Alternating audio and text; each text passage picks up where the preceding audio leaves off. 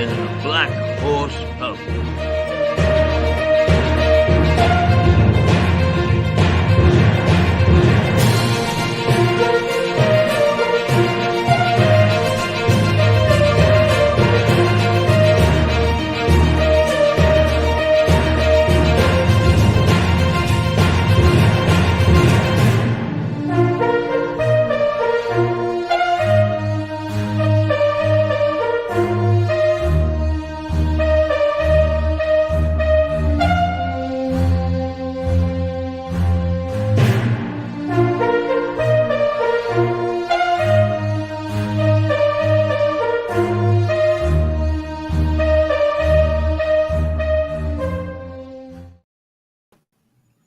Well, good morning, world, and good morning. From Lewis. When one thing goes wrong, the rest goes wrong.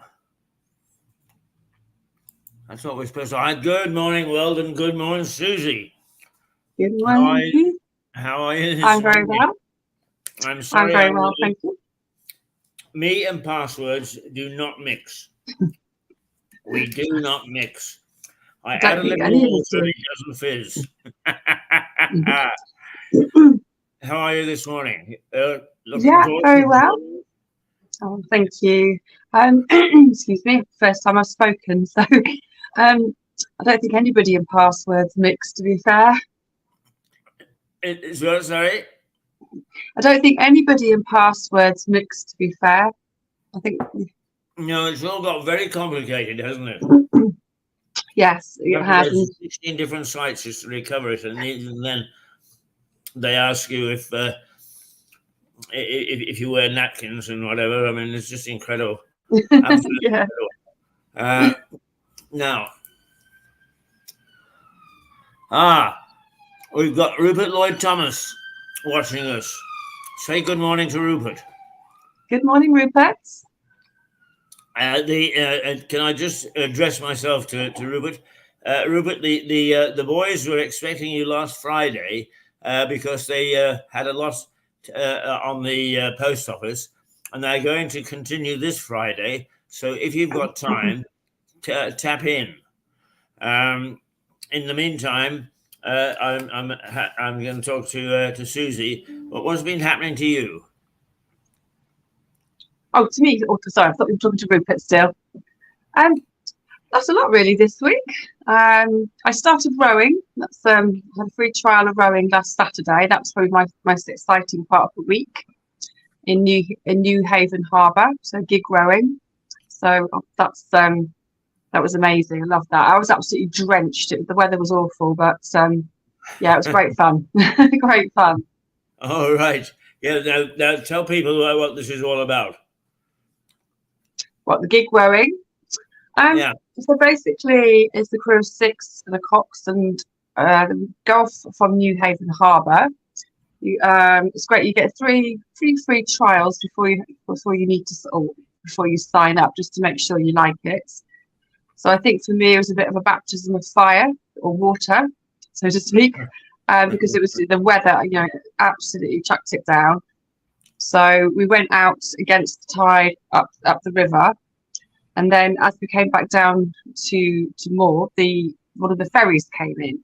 So we had to go and hide upriver from the ferry and hold on to a pontoon in case we all got wiped out. But yeah, it was brilliant. Really good fun. And what's the objective of it? What's its objective? You suddenly turned your sound off.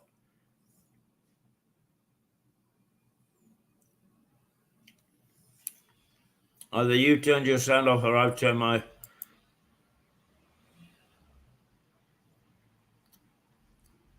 No. You suddenly, right in the middle of flow. Am I back? Now you're back. Yes, yes. Yeah, not quite sure what happened, but I didn't touch anything, I promise.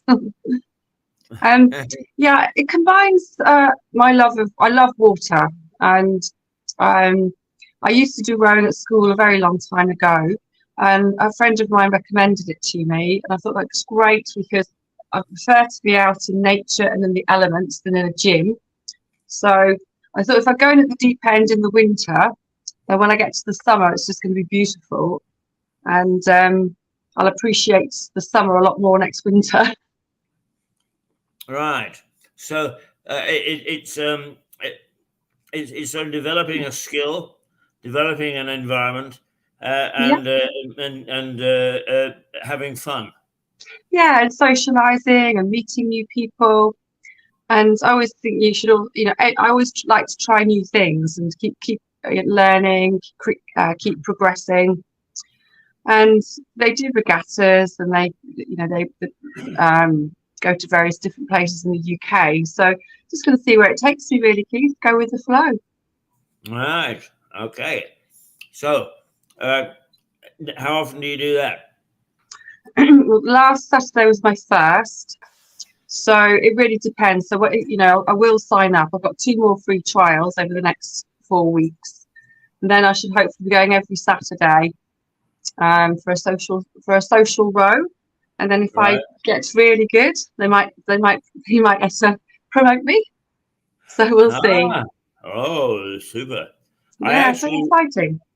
I actually rowed myself at university in an eight man shell,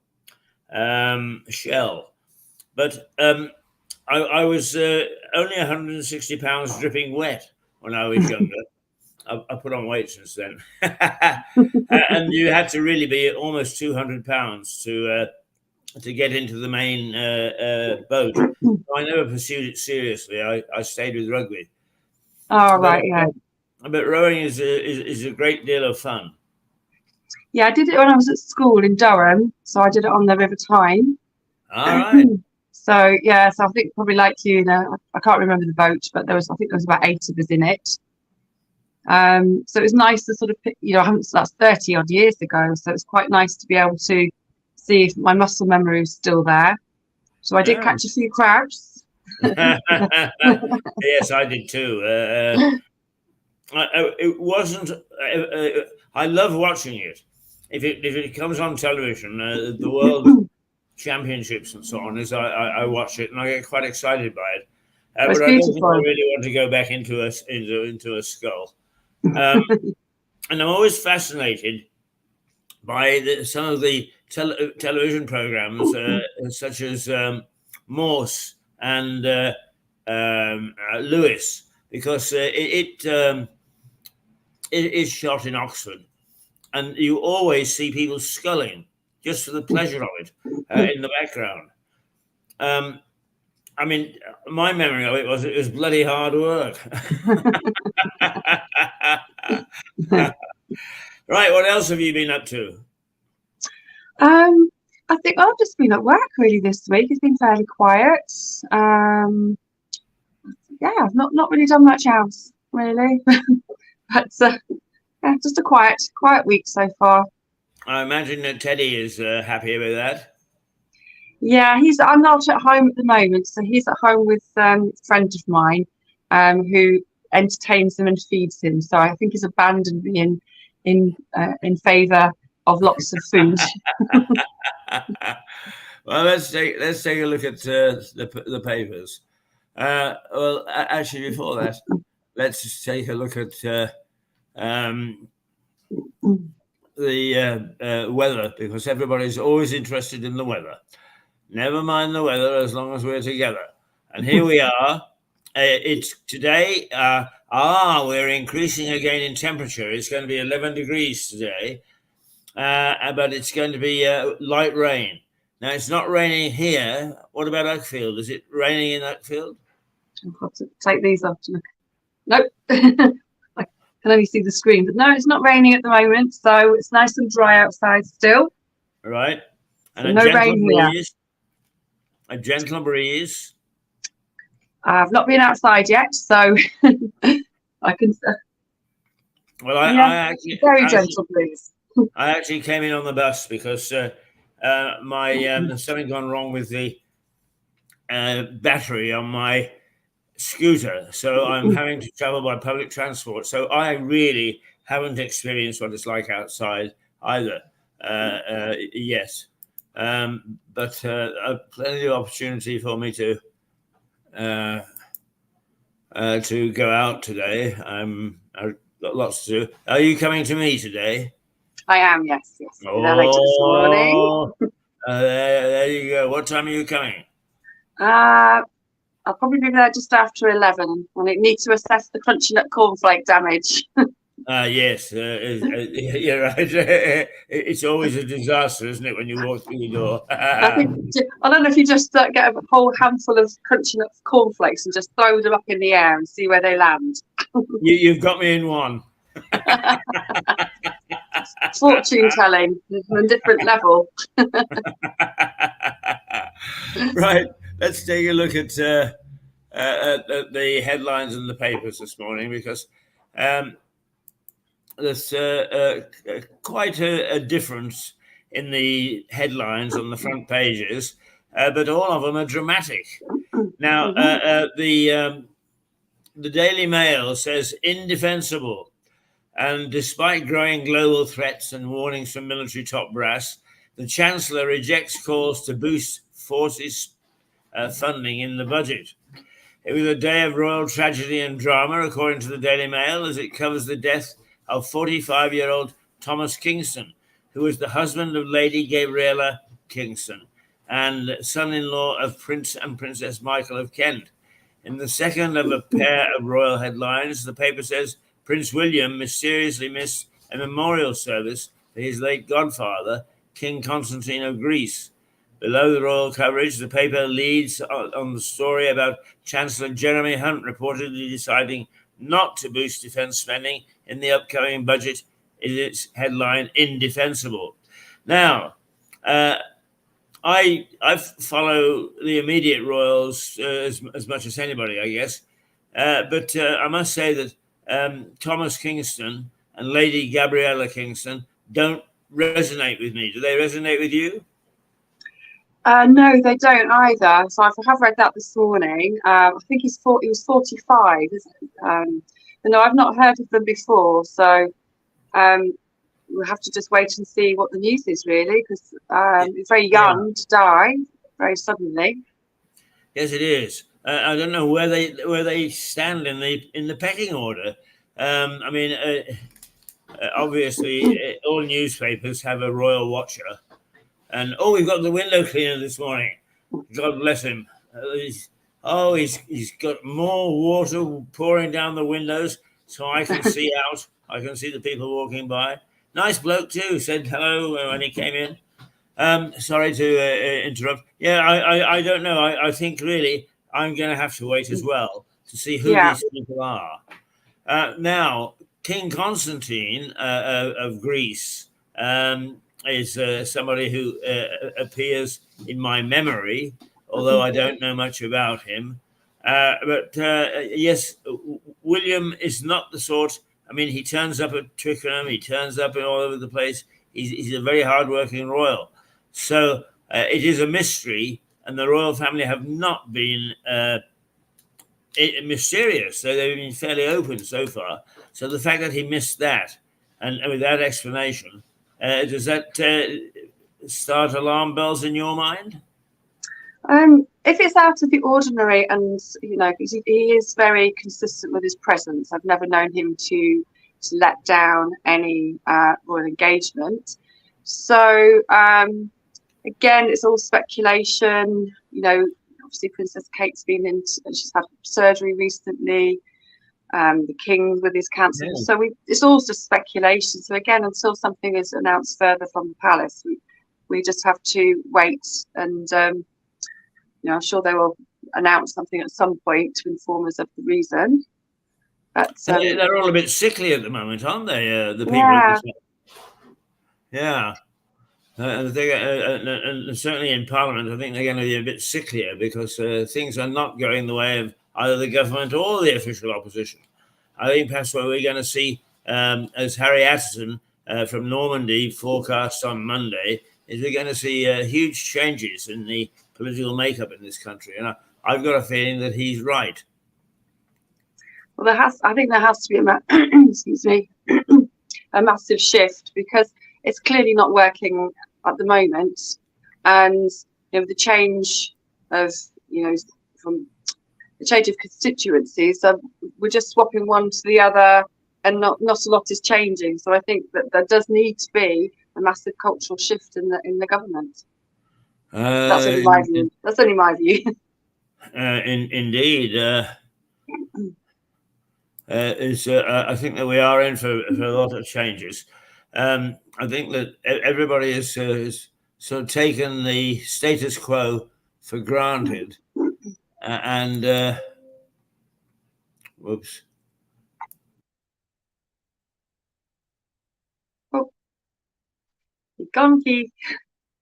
You've left me. Not sure where Keith has disappeared to, so I'm sure he'll pop back up in a minute.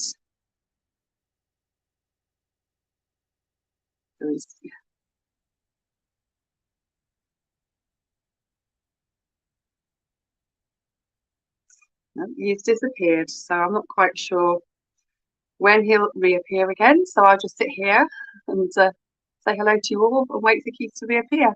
Or either I've disappeared and you can't see me. So I'm not quite sure which one's disappeared.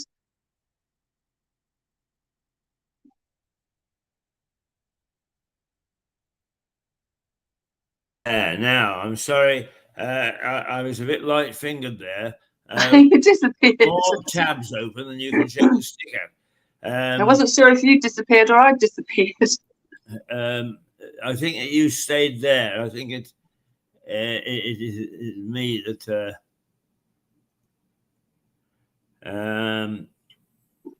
Difficult to say. Hang on. I'm pretty sure that you have stayed and that it was me that disappeared. Yes, you're still there. We've had 17 minutes worth of us. Yes, I'm sorry. I interrupted you. What was the? What were you saying?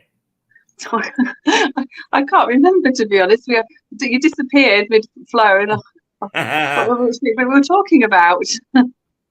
Yeah, me too. We were talking about the sort of the change, like the government, Westminster, and that needs to be a massive shift in how the country is run. We were talking about that. Yes. Well, anyway, we talking about. I was asking you whether, in fact, it concerned you the lack of budget, lack of defence spending in the budget.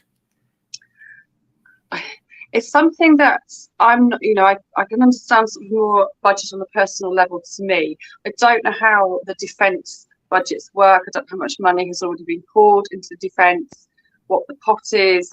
So I'm not quite sure what that message is, but obviously we've got indefensible as the headline, so I'm not totally sure what the impact of that will be. No, I mean it has the chief of the staff has publicly stated that he says that we're under funded, and that we need to have more spending. And there have been dire warnings that that the problem in Russia with Putin, particularly with this latest thing of him bumping off his main opposition, has raised alarm bells, and that we need to be alert. And indeed, the last little while, Sweden has joined NATO, and lifted. Who was it? Was it the Czech Republic or Hungary? One of the two have lifted its objection to um, Sweden joining NATO, which means that they have decided that it's a serious issue. So I think we need to keep our eye on that one. Yeah, and I think I read that the UK government has blocked Macron's decision to, I think it's to put take more troops out there. Because I just think it would escalate the war. About France. That would be like a severe escalation if that happened. Yeah, well, there's war all over the place, isn't there? Yes, I think the world war is very prevalent at the moment. Yeah, and I just feel like little mushrooms sitting in the dark, waiting to find out what's going to happen.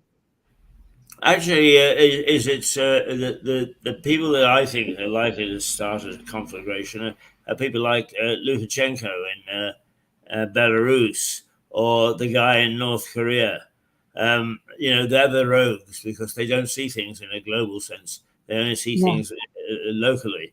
So to let off a nuke is to them it's we're just defending our borders, or it's something to do with domestics.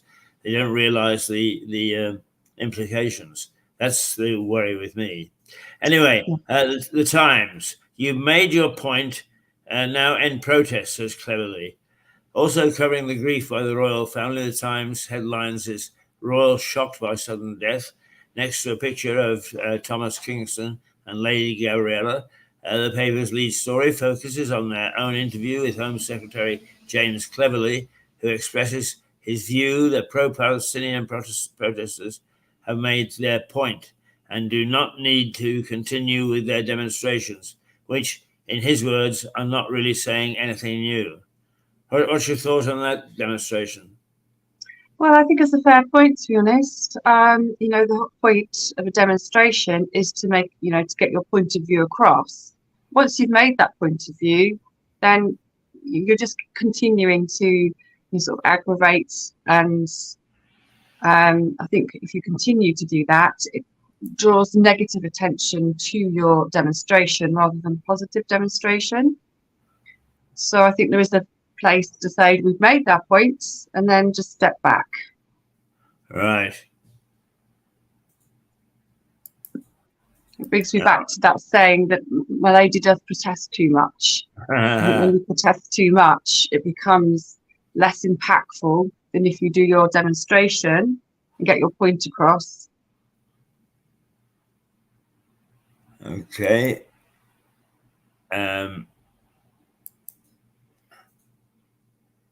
Yes.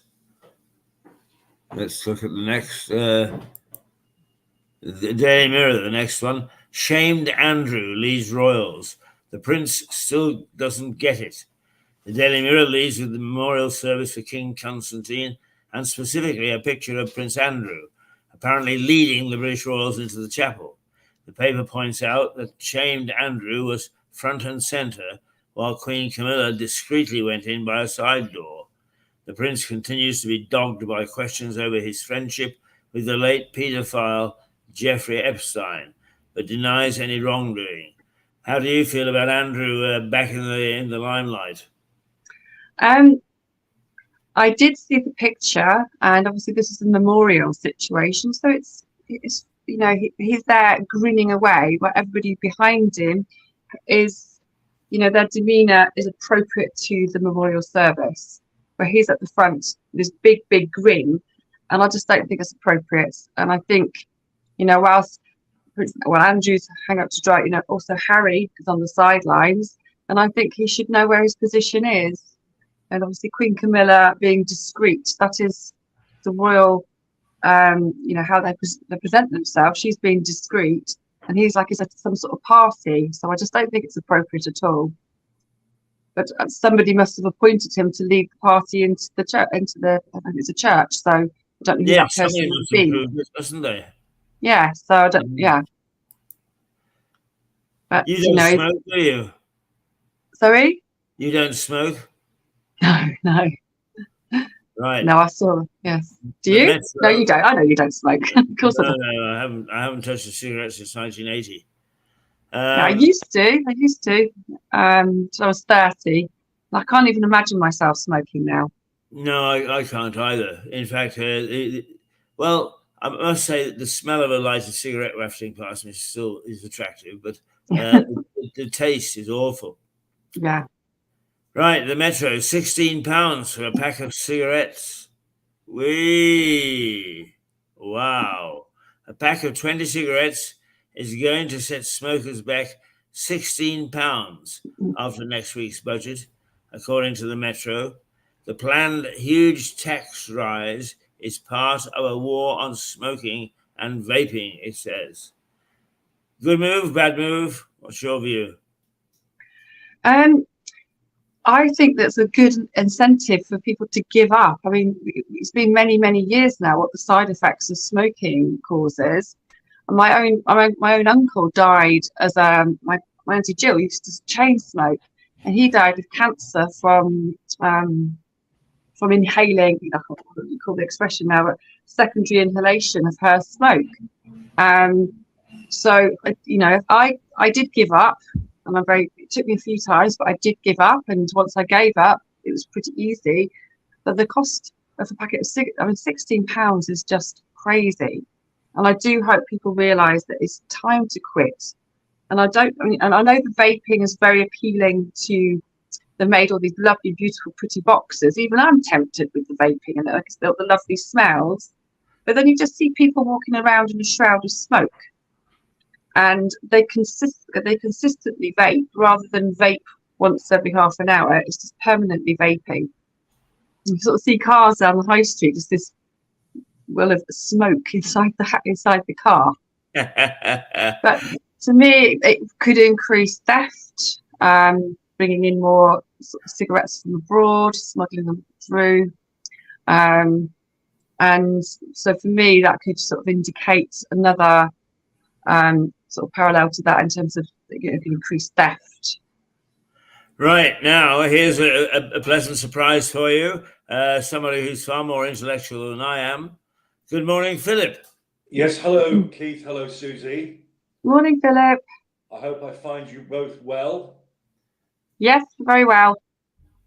Indeed. Just And picking you? up on what you were saying there, I couldn't agree more. It will mean an increase in shoplifting, organised thefts, smuggling, because they don't take the smuggling of cigarettes seriously enough, because they don't regard it as a drug. Of course, it is a drug, but it's not a controlled drug. And so I totally agree with you. 16 quid for a packet of cigarettes. My God. I know. When I gave up all those years ago, over 30 years ago now, I gave up when my first son, my second child, was born, because my wife, Jackie, basically had enough of me smoking, and she was right. So I can't remember what the price was in those days. It was something daft like £2.50 or something. When I first bought, I used to buy a packet of 10, and I think it was 80p for a packet of 10. Yes. And then you could smoke everywhere. So I did start a little bit early, because my parents, my mum, made it very glamorous. She used to smoke these cigarettes in these beautiful cigarette holders and go off in beautiful cocktail dresses. Yes. Yes. I remember as a boy going to school on the bus, as we'd go upstairs, and it was thick with smoke. And you're part of the cool gang, all the cool people used to smoke, so you all go and hang out together. And Yeah, the old films didn't help. I mean, everybody No. was smoking. It was all glammed up. The reason I gave up in the end was actually I started working for the fire brigade, the fire service. Oh, right. And it was definitely not cool to smoke in the fire service. Yeah. And I thought, it's time to quit, it's time to give it up. Yes. Well, I had a hell of a job giving up, because I have what is known loosely as an addictive personality. And I was badly addicted, because I came, no excuses, but I came from a very heavy smoking family. And our house was just a smoke chimney. It was awful when I think back. But Anyway, I was just popping in because Keith may have mentioned I did some research about the Lilly Foundation. Oh, yes. And the mitochondrial disease that you mentioned, mito for short. Yes. It's a very, very nasty thing indeed, and there is no cure at the moment. Yes, I did do some research on it, and it's and it can hit anybody at any age, any time. Yes. Well, your friend Liz Curtis, who founded the Lilly Foundation, she lost her little Lily at 8 months old, didn't she? Yes. She wasn't supposed to, she wasn't supposed to live that long either, so she did well, bless the little girl. Yeah, well, there's a very touching photograph on the website of the little thing. Very upsetting and typical, I think, of many parents who lose children for whatever reason. It seems to me that Liz has thrown herself into this as a form of rehabilitation, if you like, within her grief. I can't imagine you ever getting over the death of a child, and I hope all right, my 3 aren't children anymore, so we've got through that bit. But those who lose infants, it must be absolutely desperate. Yes. But anyway, it's called mitochondrial disease because it's to do with the dysfunction or the malfunctioning of parts of each and every cell in the body that are called mitochondrions or mitochondria, plural. And they are deemed to be the powerhouse of each and every cell all through our body. So the lot, skin, organs, eyes, you name it. Yeah. Each and every cell is possessed of mitochondria, which produce, if they're working, produce a substance called ATP. I can't remember the full name. And that literally energizes the cell. And each of these mitochondrions, they are organisms in their own right. They've got a genome, they've got a DNA. I mean, it's just extraordinary stuff. But despite all of that knowledge, they are still desperately trying to find a cure. And if your cells aren't working, it's just desperate stuff. How do you cure that? When it's literally every cell in the body. I did sort of gen up on that too, and I just think, have one cell could be not working at all. One cell could have 5%, one could have 90, one could have 3, and right, so your whole body is not working in that. I guess it's a very degenerative in which cells aren't working. And it's just horrifying, really. It has to get worse, doesn't it? They don't repair. This is what surprised me. We're always told that, the liver can repair itself, the brain to an extent, whatever. But it's irreparable. And very little is known about it. Well, they are the aims of the foundation, aren't they? Yeah. Raise awareness, raise funds, have loads of events. And raise funds for research, but the impression I get is that it's not exactly at the top of the medics list. They're more concerned with. Oh, sorry. No, you go ahead. Sorry. I was going to say, if it's categorised incurable, I guess they don't want to put any money or research into it. That must be the problem. Yeah. Which is a heck of a barrier.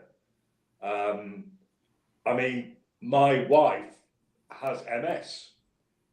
Thankfully, the lowest form of MS, the relapsing remitting type, but as you know, in its most progressive form, and this happened to a friend of mine who ended up in a wheelchair within like 9 months from being a fit bloke I used to commute with, the progressive form is awful. Now, they understand what MS is, but there is no cure for MS because it's an autoimmune disease. So it's the body attacking itself. And in particular, it attacks the covering to the spinal cord. Hence, scleroses I'm sure you know all this, but scleroses are scars, and you literally have lesions on your brain. Every time the immune system attacks itself, there's a symptom. I mean, Jackie has had paralyzed left leg. She had lost her vision one weekend. That was very scary.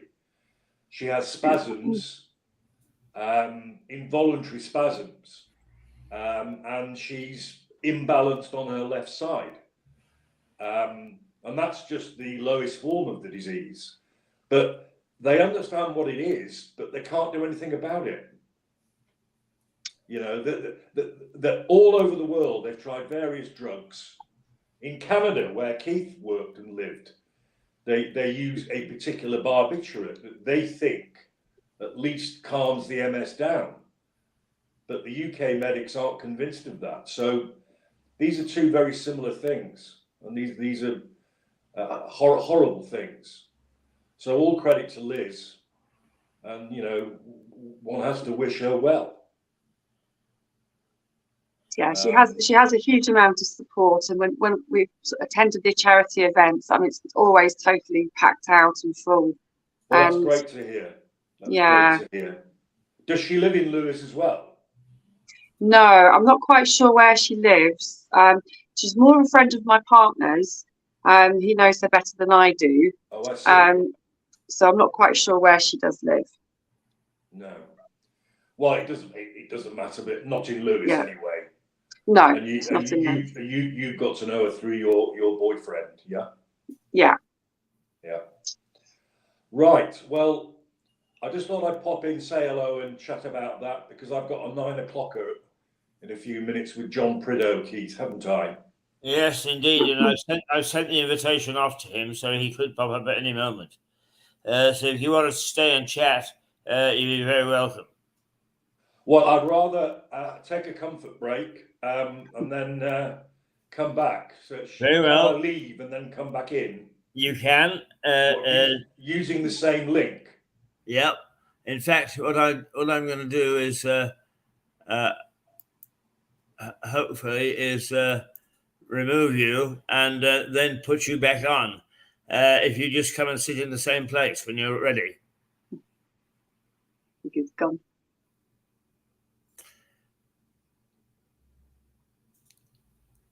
Okay. All right. So we get a bit more newspaper headlines.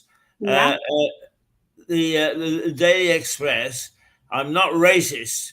Lee Anderson says he speaks for Tory faithful.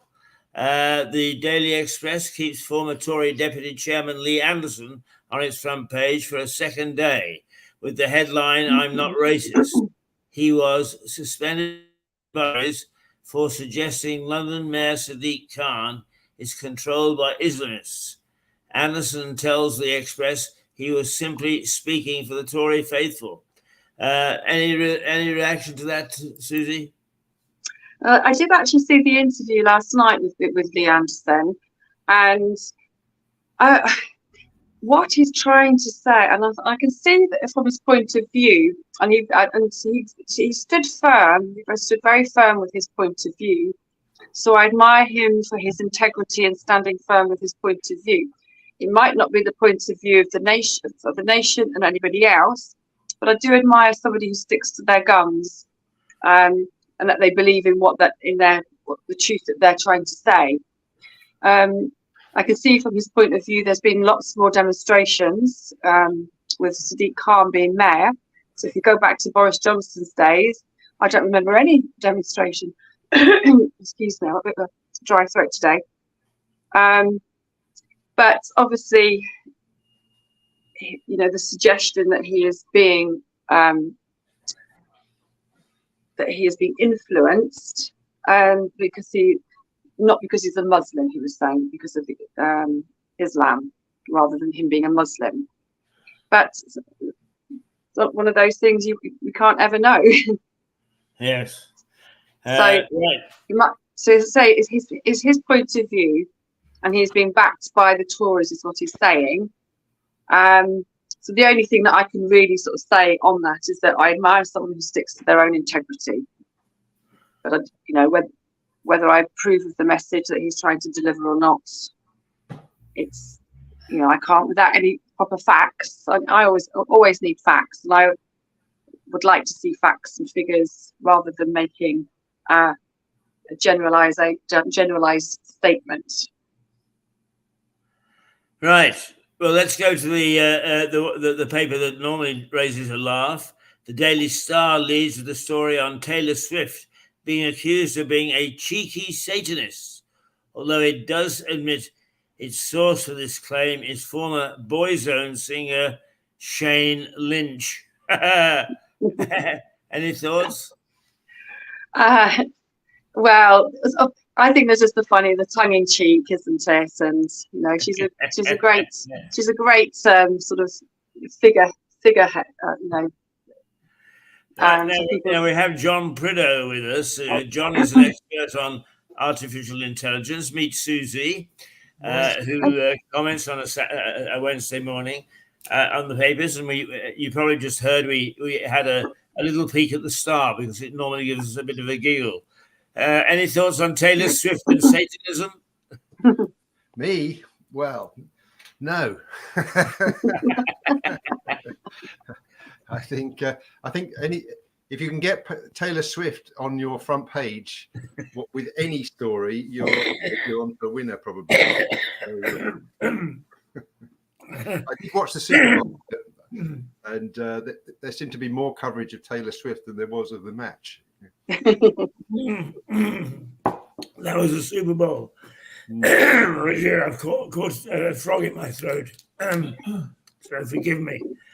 It'll clear in a minute.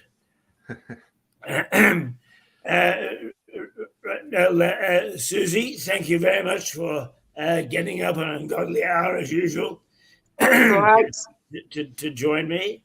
And here is Philip back again.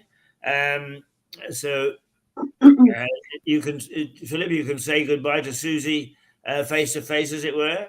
Oh. May I just say one thing to John before I disappear?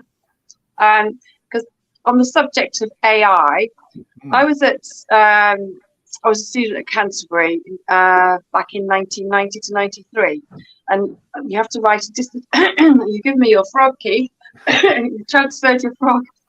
And I decided to write my dissertation on the effects of virtual reality on social and educational effects of virtual reality on society. And I had one lead, which was a professor at Leicester University. There was one book, and then there was the Lawnmower Man. So I wrote my dissertation all about things like on the positives like virtual architecture, and then there was the virtual gambling, virtual rape, and how that impacted on society. And I was so gutted because I wrote that, gosh, how many years ago now? 1993, nearly 30 years ago. And my professors couldn't mark it because they didn't know enough about virtual reality. And now when I look back and I think, well, I wrote that all about that 30 years ago. You could probably get a virtual professor now to mark it for you. No, I did ask if they had still got a copy on record, because in those days it was all tapping away at the typewriter. But they said no, that it was destroyed. Because I would have loved to have gone back now and see what I'd actually written. So it was a long time ago. It sounded like you were being prophetic. I know, and I was just thinking I should have had a first for that. So anyway, I will leave you. Love you and leave you all. And head off to work now. And I'll go wave my magic wand over your flat, Keith. Okay. And as I left it in a suitable messy state, just so that you know that I live in it. Lovely. I look forward to it. Right. Okay. Good morning. All right. Goodbye to all of you. Have a good day. Bye, Susie. See you. Bye. Bye. Right. Good morning, Philip, again, and good morning, hello John. Again. Philip looks younger every time I see him. It's amazing. Perhaps he is. I mean, perhaps artificial intelligence has that effect on people. Well, if you look at the title I've put under myself this morning, I am in fact a deep fake. That explains it. that explains I'm it. an AI deepfake. Ah, right. Now, Okay. John, you and I have picked up on a couple of 3 items, I think, in the various news channels in the last few days, in fact. I picked up on an article on the BBC website about they're trying to use AI to detect extraterrestrial life. Yes. And they are also putting motor vehicles, vans, with I am informed, an AI-created imaging system to detect motorists on their mobile phones or who aren't wearing their seatbelts. And then you came up with, in fact, this morning, I think you sent it to me. Is it Google imaging? That the AI on that had failed them, and they're looking to reboot it. Have I got that right? Yeah, in a nutshell, it's produced some, should we say, some interesting and slightly embarrassing results for them, which were unanticipated. So yeah, that's quite an interesting one to have a look into. Well, don't be euphemistic. What was it that embarrassed them? Did they hit pornography or something? Or no, it was historical correctness. So people were able to. I mean, basically, this is quite a big topic. I wonder, can we maybe just go back to the others first, because I've got some stuff on this one. well, no, I didn't mean to distract you. I know that what you want to do today is to talk about the positives of AI. Yeah, there's that as well. So yeah. Over to you, Mr. Prid. Well, let's take the articles that you mentioned. So the extraterrestrial life. That's an interesting one. Again, you've got to kind of headlines to find out what they're really talking about and what they're really doing. But they're because of the, there's billions of galaxies and there's just so much to monitor. It's impossible to for a human to trawl through all the data that comes now from the astronomical data that's collected. But they're looking for unusual signals. So a radio signal that's not naturally produced, and so these tiny little anomalies being picked up. So whether that indicates there's intelligence or not, that's another matter. It could be some other phenomenon that's somehow managed to mimic the creation of a wave. Well, they've actually been doing this for some time, and they're still waiting to spot something. But it's well, there are some cosmic phenomena that actually give out such signals, like a black hole, doesn't it? Yeah, there's pulsars and all sorts of different phenomena that create radio signals. But of course, there are usually many examples of those. So you can say, oh yeah, that's that signal that I've got over here is the same as all these others that we've been seeing, and we can explain why they're there.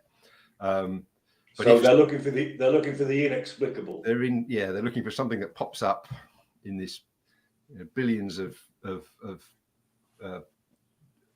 bits of data that they've got to find an anomaly. So a human example would be one of the rare occasions that Keith has a brainwave. Yeah. Which is so unusual, a rarity that's inexplicable, isn't it? And a human probably wouldn't be able to detect it, so you do need artificial help to do that. I can see. So it's interesting. So it feels to me that is the effort of doing that really worth it? It's one of those questions, I think. If there are better things that could be done, the answer is it's not worth it. Yeah, I think so. I mean, there's always whatever technology and algorithms that you produce to do that function for you, could lead to other things, but it's all very, you know, speculative. But interesting. So it's a good link actually into the seatbelt and mobile phone item. It's essentially doing the same sort of thing. It's processing thousands of images. So cars driving past, and the cameras are detecting all of that. They can detect a car. They can detect the image, and they're looking for patterns. They're looking for something that suggests that a seatbelt's not being worn or a phone is being held up to an ear. So it can sift through this constant flow of information and immediately detect something. And I assume, I don't quite know the details of how it would work, but I assume then that it will flag that up to a human who will then look at the image and determine whether an offence has been committed. I don't think there's a suggestion that it's sort of automatically sending out.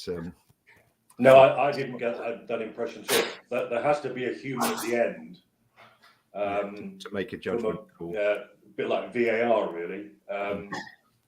But the critics say that it is far-fetched, and I think this is absolutely ridiculous to say this personally. But they say, for example, the driver could be eating a chocolate bar and not a mobile phone. I always eat my chocolate bar. I put it to my ear and then nibble at the end. Yeah, exactly. You know, what there is just a strand of humanity that wants to break the rules, enjoys breaking the rules, and don't want to be found out. But I mean, there's that sort of, there's a bit of a big brother angle to it, isn't there? But then there's well, if you don't you wear a seatbelt, it's not a problem. Exactly. This has always been the argument. I remember this going back to when CCTV began, and there was real resistance that it should be used in criminal cases because it was deemed Big Brother, Orwellian, you know. Well, what a load of hogwash. I mean, CCTV is proven to have, allowed so many proper prosecutions to succeed. And similarly with... it also depends on the regime under which it's being operated, I suppose. Yes. Well, thankfully, I don't think we're as bad as Putin or that lunatic in Belarus. So, yes, I agree. And similarly, mobile phone tracking, mobile phone records, automatic number plate recognition. These are all incredibly helpful devices, for want of a better word, that secure convictions. I found it particularly unhelpful when I'd forgotten to buy a parking ticket at Arundel Station when they first introduced. Oh, that parking regime is an absolute nightmare. I also bought a ticket for the wrong day once because of the terrible interface on their website. So I bought a ticket for tomorrow, and I thought it was for today. So I got penalised. I did successfully appeal against that one there, but not the other one. Not the other one. And how much were you charged? Oh gosh, I can't remember now. It was probably about 60 quid or something like that, I think. Yeah, it's horrendous. Yeah. Tell me, both of you, before we move on away from it, is the searching for signals in outer space. Supposing a news flash came across the screen right now saying that actually a radio signal had been verified, what would be the first thoughts to go through your mind? What, verified as one being accurate, being real, that it existed? I think it would be, a sort of a mix of excitement and fear, probably. I think it would be exciting to imagine that there is another civilization out there, probably feel fairly safe, because if they are out there, they're a very, very long way away. But yeah, there'd be that slight sort of tinge of do they know about us? Yes. Philip, what would your feelings be? Well, identical to JP's, a mixture, but unsurprised, because I think the cosmologists, what do we call them, they are right that somewhere out there in the something like 55 billion galaxies, in this universe, the concept of which blows my mind, frankly, but because it's just so limitless. But there has also to be this idea that many civilizations could have come and gone, so we've missed them. Yes. Because the time scale is so vast. Yes. It's Well, let's take one example, recent example. That black hole that they found a couple of weeks ago, this huge black hole that is literally chomping its way through planets or whatever, like the old Pac-Man used to do. Now, that is, what was it, 50 million light years away, or could even be billions of light years away. Well, we all know what a light year is. That is, so it takes all that time for that signal to reach us, and that's a snapshot in time. That's all that time ago. Yeah. So if we were to have a look at that black hole and its surroundings in real time, like now, it could be completely different. It couldn't be. It might not even be there. Yeah. Or could it advance to the point where it's there now? Yeah. Well, we can't say it's there now. No. Well, that's the other thing with the AI detection. If they do detect a signal, it could be, as Phil says, millions of light years old. So it doesn't necessarily mean that civilization or that the source of that signal is still around. They could have perished,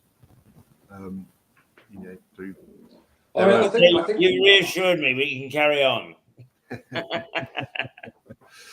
But it's interesting. It's interesting the different applications that AI is being turned to. Yeah, absolutely. So the Gemini was barred, the Google picture generation tool. So essentially the problem they had, because there was sort of bias within the system. So if just because of the quantity of images that it's being fed with, if you asked it to show you a group of people, let's say a group of doctors or scientists, it would likely give you a set of sort of white middle-aged males. That's what it's biased towards, that sort of Western influence. So what they did was they tweaked their algorithm to mix it up a bit, so their images were more diverse and more spread of ethnicities and ages and sex and so on. But then what happened? People were asking to depict images in particular places, at a particular time. So 11th century Germany, I think, had some ethnicities in the picture that would not have been there. Oh, I see. Yes. There was one, and these were all posted on social media. There was English kings. What would an English king wear in a certain period? And then they'd show a person who clearly wouldn't have been a king, dressed in, I think it was a red Indian, or native Indian, should I say, in a with the feathered crown plus, So like a Native American, basically. Yeah. But so they were getting these inaccuracies because they'd tried to balance the bias. So I thought it was interesting because it's like it's human intervention on AI. So AI isn't quite working properly, so we'll change it, we'll make it, we'll apply our own kind of filters onto it, and then there's unforeseen problems that then come from that. So I did a little bit of experimentation. I'm going to try presenting again this week. If I can find it's just disappeared. Where's it gone? It was. Oh, let's see what's happened. Bear with.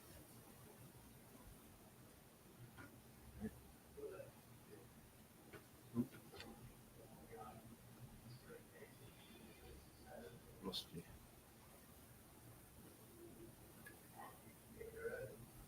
No, you're still there, aren't you?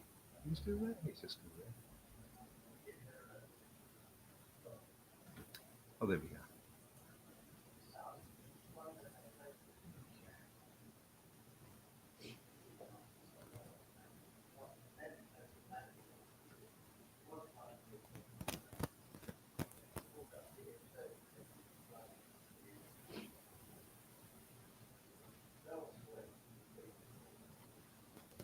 It hasn't shared my screen. It has shared my screen. Oh, there you go. Right, can you see that?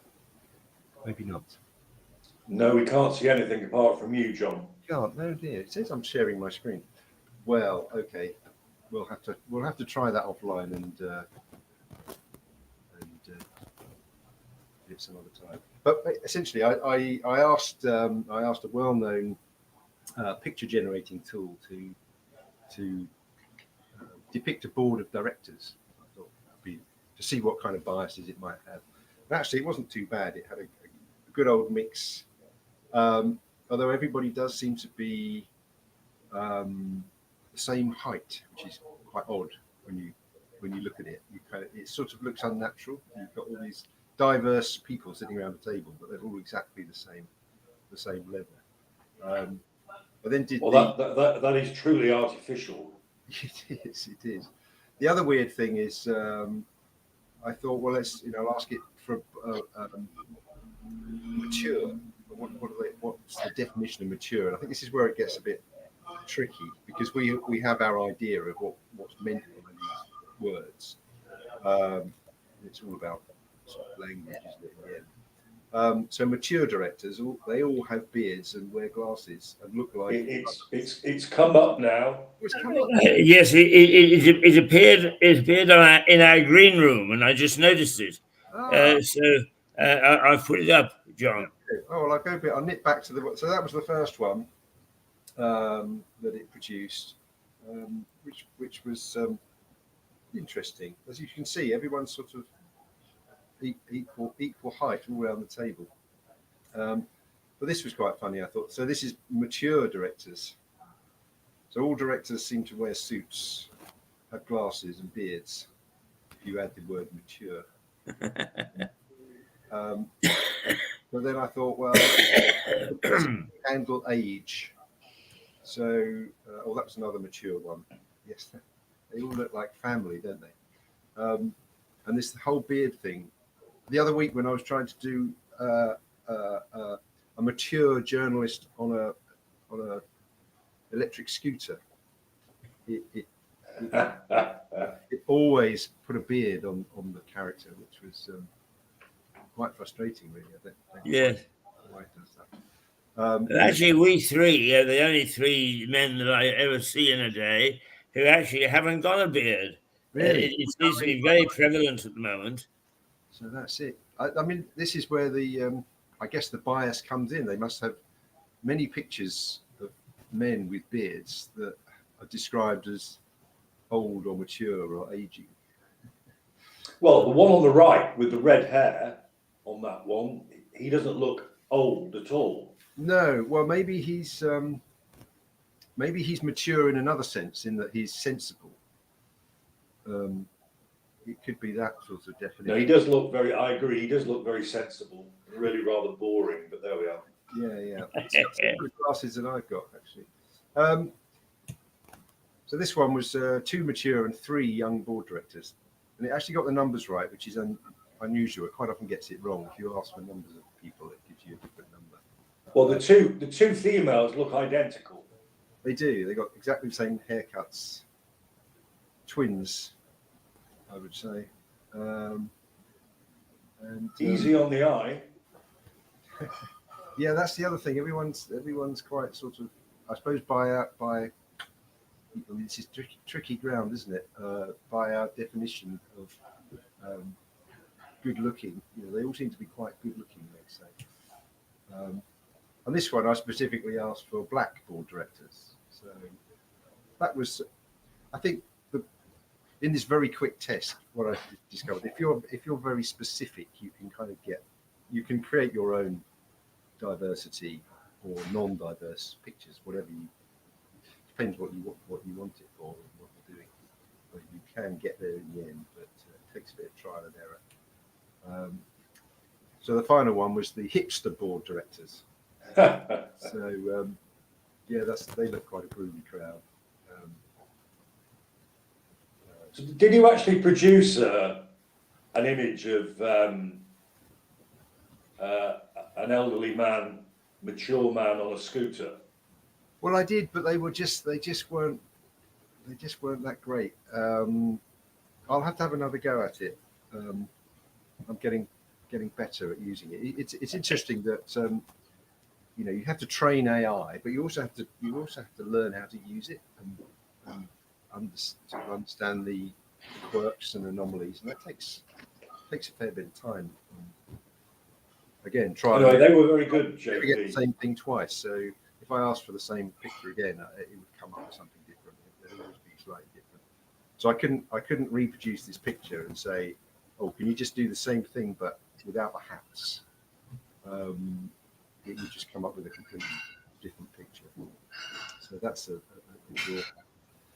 But it's interesting that you there is a tendency to home in on the drawbacks and sort of forget. You get used to how clever it is very quickly. The fact you can just type something in and within a few seconds you've got this picture. So I thought I'd have just to bring in the lawyer theme, as I like to do. This was the interpretation of 2 drunk lawyers having a brawl. So it was quite interesting. There were some others which were crazy. I tried drunk lawyers having a bun fight.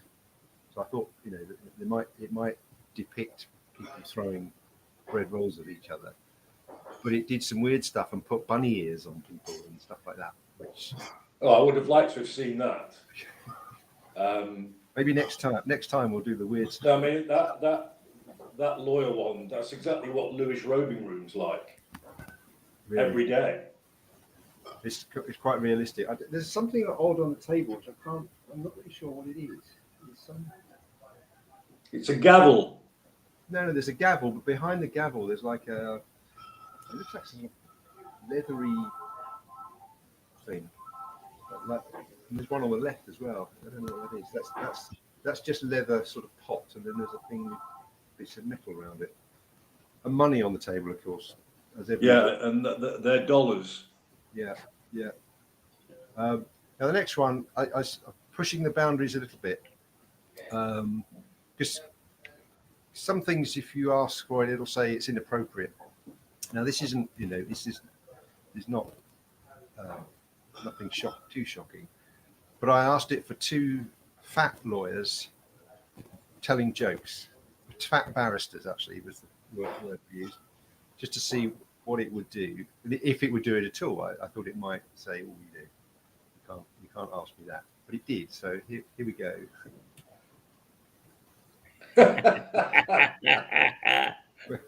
which there were some other pictures, and they all seem to have burgers in them, which I'm not sure that association is particularly politically correct. But there you go.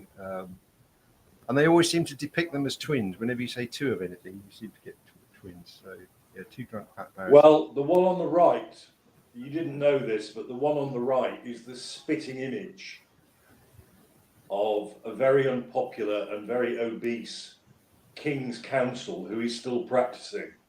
Really? You've no idea how much that looks like him. Well, maybe it's a source. Perhaps it's in the database. Then just finishing on a more sober note. So this was one I did for an article that I wrote, and I was trying. It was a theme around mining AI benefits. You know, that you have to work for it and dig for it. So this was digging a hole with a spade with a chaotic office in the background. And that was quite a good one. So I used that. Yes. Digging. You have to pick and choose Digging. what you get. It is quite impressive with what it throws up, isn't it? Yes. Yeah. And it usually gives you four images to choose from each time you ask it. So you can choose which one you want. I wonder what it would come up with if you said two fat barristers throwing up. I'll send you that one offline, maybe, Phil. Yeah. Now I can't see the unpresent button, but maybe you can put it back in the green room or something. Oh, there we go. Stop screen. So yeah, that was a bit of fun. Yeah, very good, John. And yeah, I had a bit of a look around about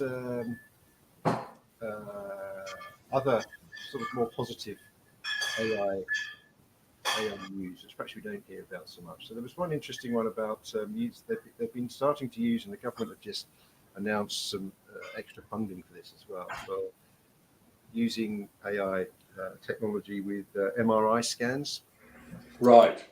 which so they're able to enhance the scans, which they're amazing anyway.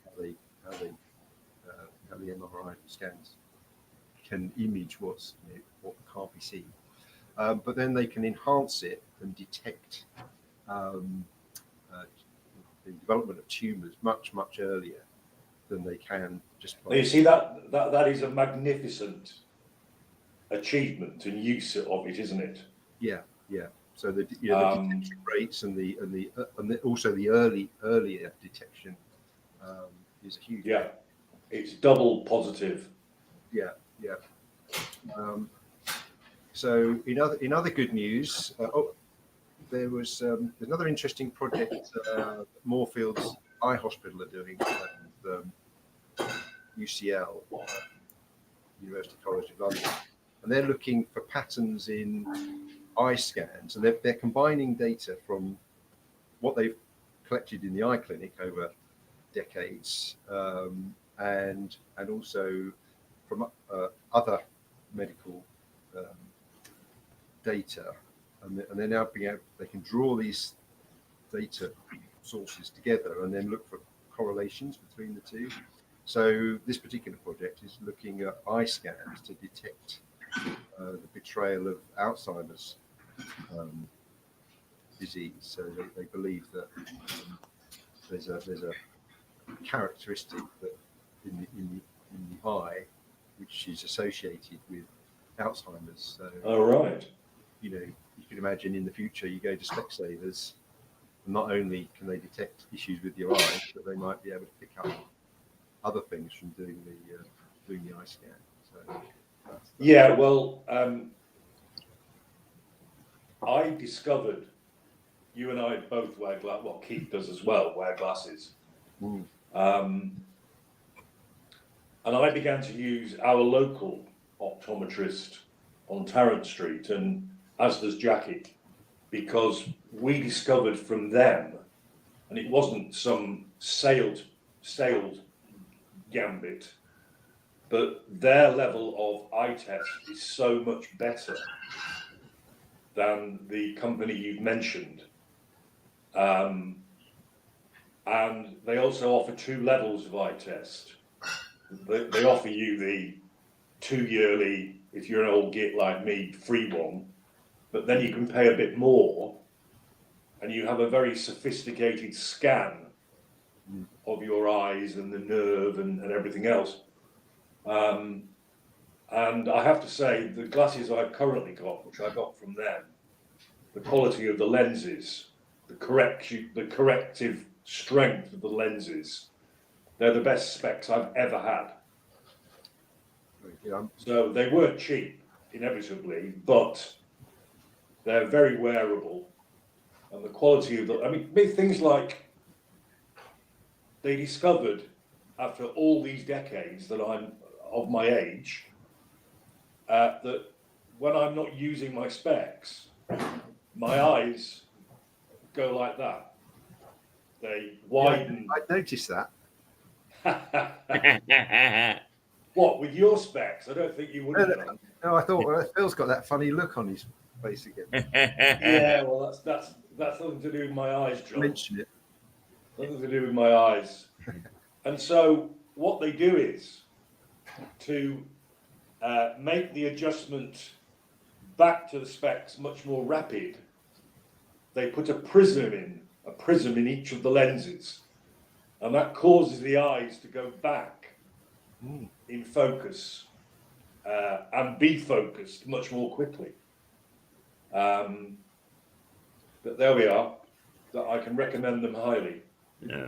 You know, I find this talk absolutely fascinating. But John, do you think that AI could actually reproduce a skeleton from an oil painting?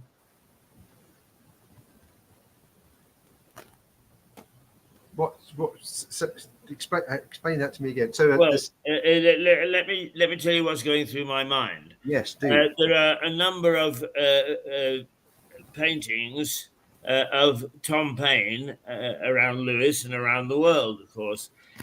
But Tom Paine's skeleton was lost as it was returned to the United Kingdom. Nobody knows where it is, if in fact it's still extant. And I wondered whether, in fact, if you had an oil painting of Tom Paine, could AI reproduce his skeleton? Well, it's sort of the reverse of what they do with building up from a skeleton a face, don't they, for identification. Yeah. So I would imagine that the reverse could also be done, but maybe there hasn't been a reason to do it yet.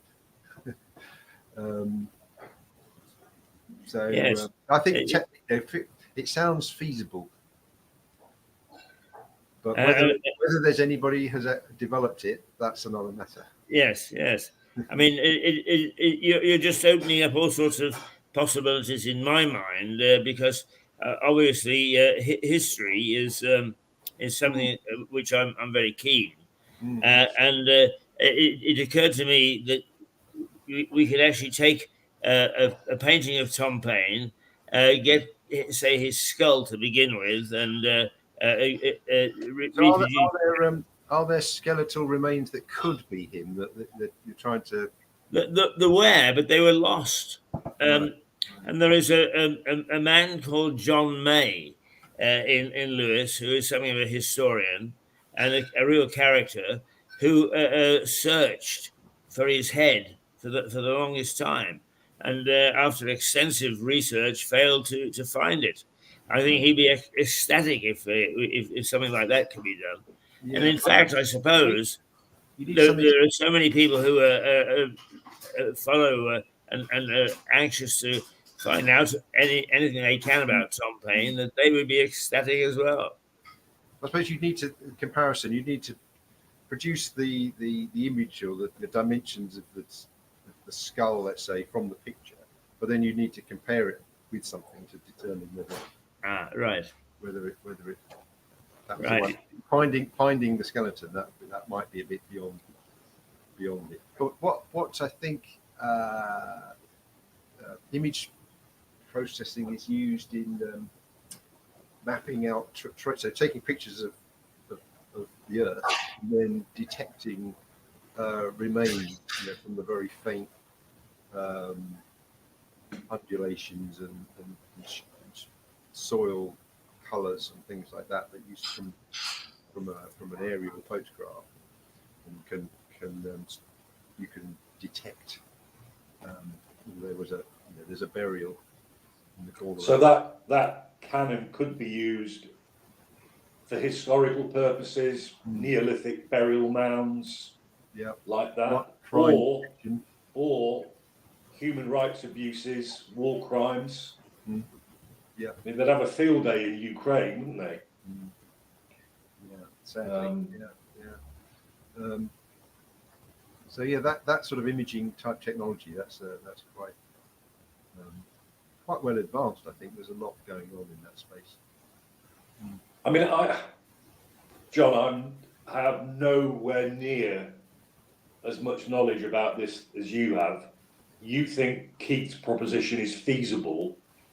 I find it hard to accept that anything accurate would result from an oil painting that may itself not represent Tom Paine properly.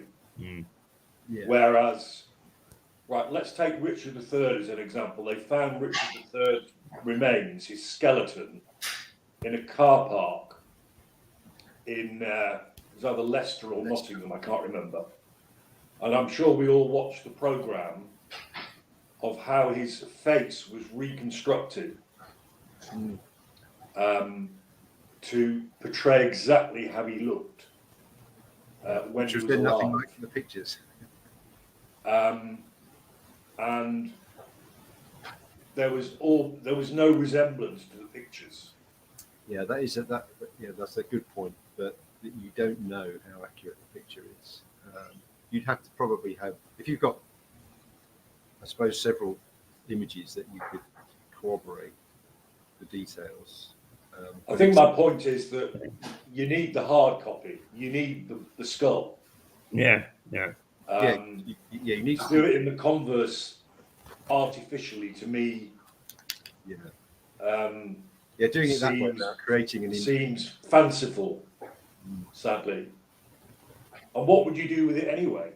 I mean, Keith isn't talking about making a skeleton. He's talking, I think, about an image, a visual image of the skeleton. Yes. Yeah. Maybe John, it is possible. Tell me this. I mean, I'm finding these programs more and more fascinating. How fast is artificial intelligence moving ahead? Where is it going to be in 10 years' time? Well, it's an interesting question, because people are always trying to predict what's going to happen in 10 years' time. If you look back at the predictions that they made 10 years ago, they're always wrong.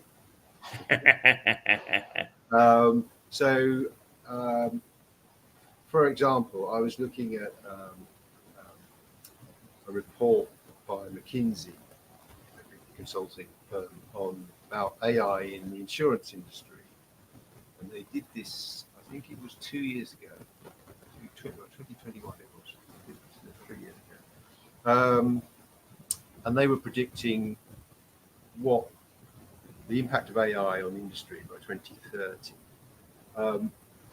But they completely missed ChatGPT, large language models, the whole bot thing, which is one of the biggest sort of shifts that's happened recently, and the ability to generate natural language and answer questions and that kind of thing. So that was a report pretty short time ago, completely missed a big change. So it's hard to be what's going to happen.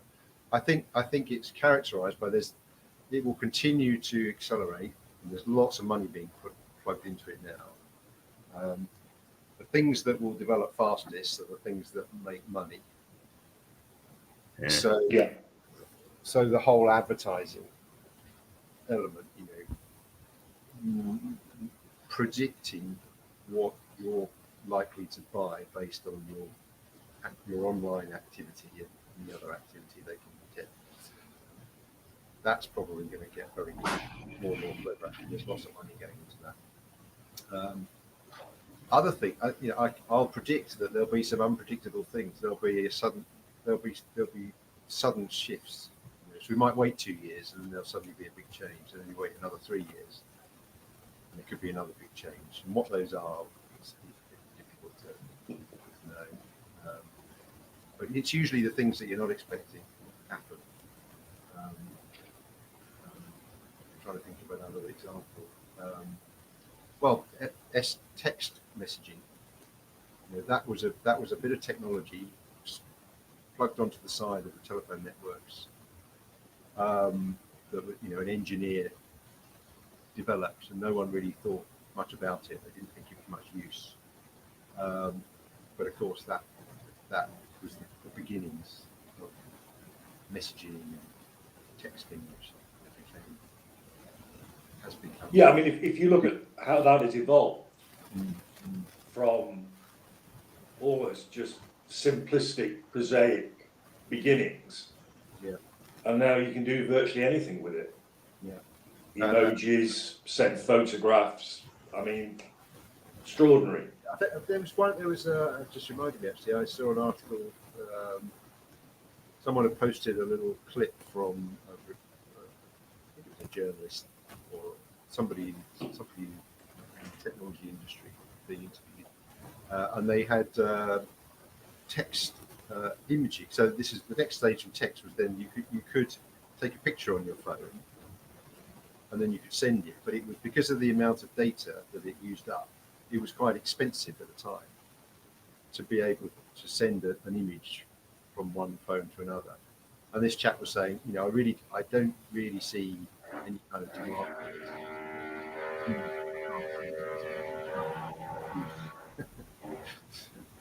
I mean, now we lost you there. Somebody was drilling.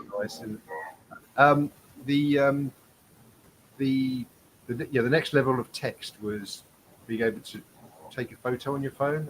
Yes. I don't know. Probably not as long ago as one imagines. This guy was being interviewed because it was expensive to send images on your phone at that time because of the data required, and it was quite slow. And this guy was saying, I really can't see any real demand for this. I can't see there's a need for it. It's quite interesting, but it's not going to be any use. And now, how wrong he was. Yes. Yeah. Mind you, even now, if like me, you use an iPhone, and I think both of you must use an iPhone because I can iMessage both of you with photos if I want to. Now that avoids me using MMS as well as SMS, but there are charges on MMS with my network anyway. If you use MMS, you're charged really quite a lot. Right. And it eats into your data as well. Yeah. So to have the iMessage, which I can do with both of you and a few others, is very useful. Yeah. It's another example of sort of things coming together. So the internet, the network, the speed with which data can now be transmitted and received. Not if you live in Arundel. My landline's not bad actually. Pretty good, but the mobile phone network, that's a whole other Oh, well, the mobile, yeah. Yeah. Well, I meant the Wi-Fi. But the speed, the ability to stream was just unthinkable 20, 30 years ago. John, is there something wrong with your volume, perhaps, or your microphone? Because speaking for myself, I'm finding you almost, sadly, inaudible. Oh, let me tell you what I'll do. Let me just.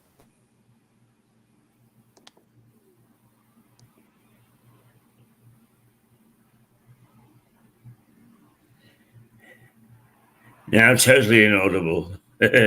Well, he's on mute. I unplugged my microphone. Oh, there you go. Yeah, Yes. there you go. That's brilliant. It automatically muted me. I think I might have a dodgy wire. I'll have to get that sorted out.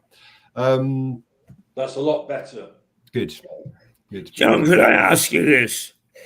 If you're on the old BBC's Tomorrow's World, and the producer said to you, right, what is the single solitary most exciting thing that you could envisage developing in the future on AI? What would you say?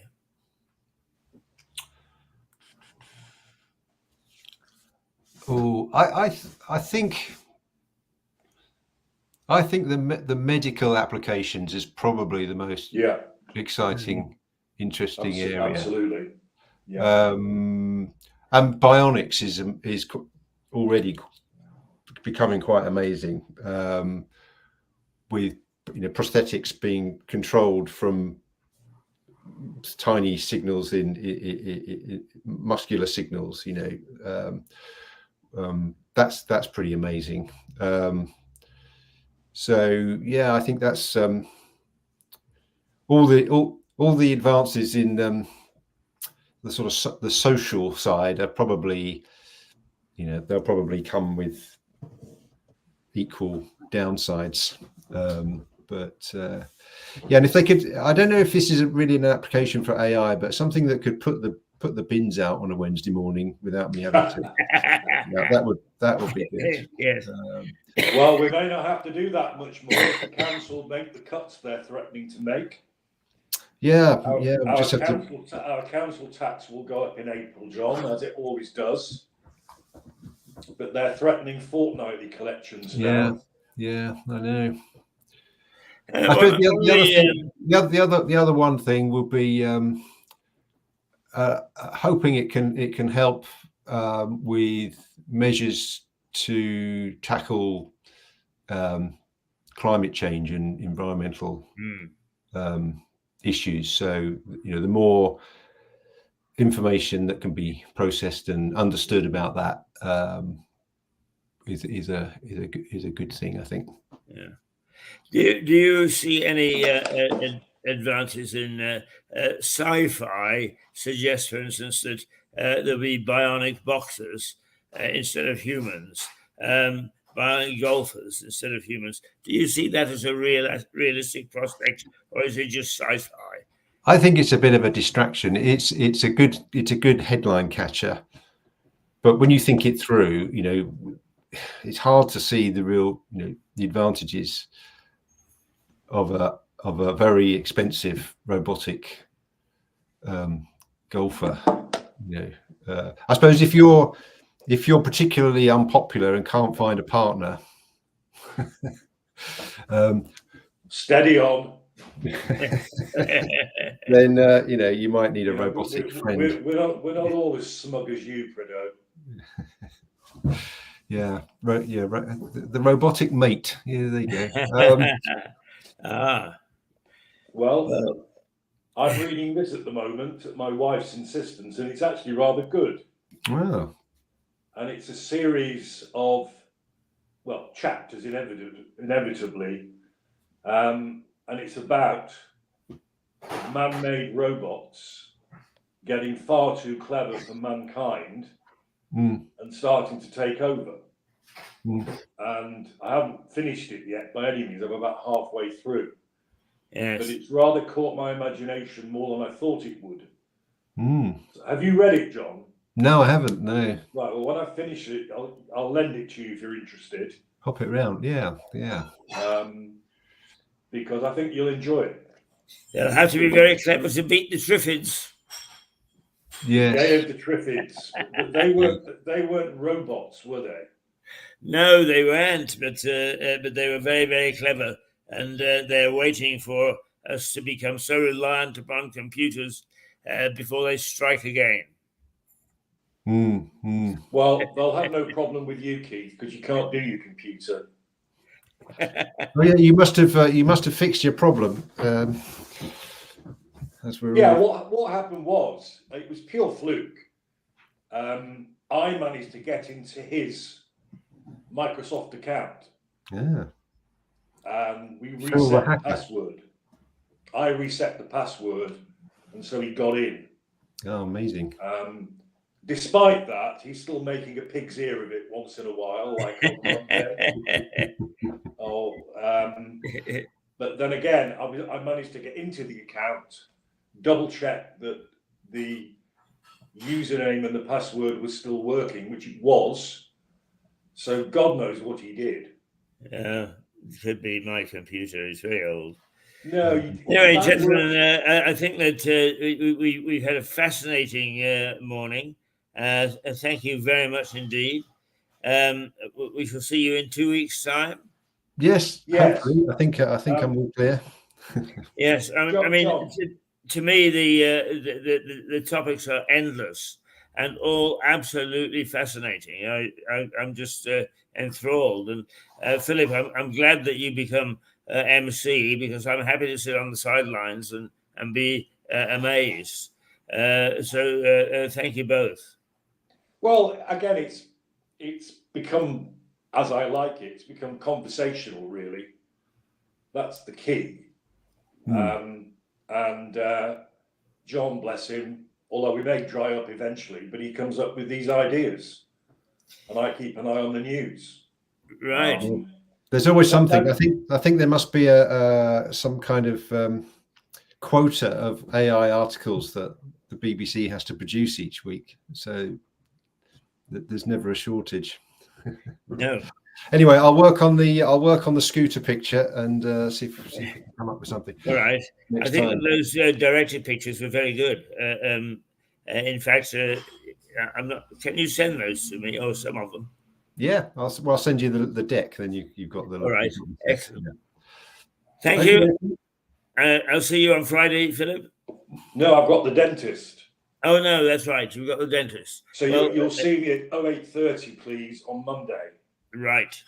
Where I intend to start on the war poets. Right. Yes, I've made a note of the new time, which suits me perfectly. So whatever you decide to do on Friday with you know who, yes, whether he responds or not, I want Monday certainly to be solo. Oh, fine. Okay. Yeah. Yeah. Noted. Because I've had enough of the messing around, really. Okie dokie. All right. All right. See you on Monday then. Okay. Bye-bye. John, I'll see you a week on Wednesday. Okay. Take care. Bye. Thank you. Bye.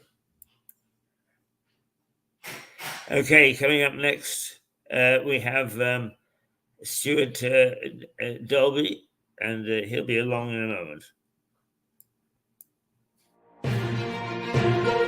From Lewis in the Black Horse Pub.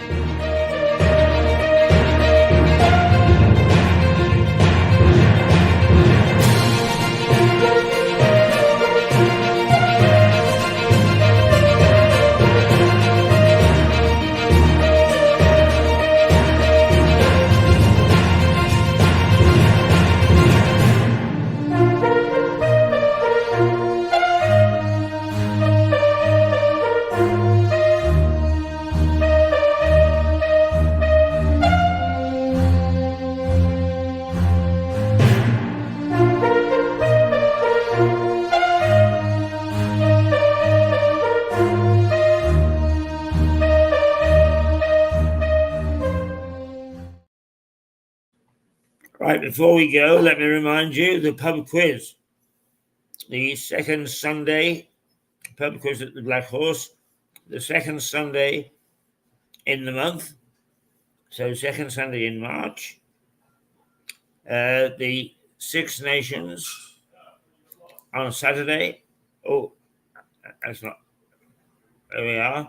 Six Nations on Saturday, and a wonderful pub lunch on Sunday. Unforgettable stuff. Okay.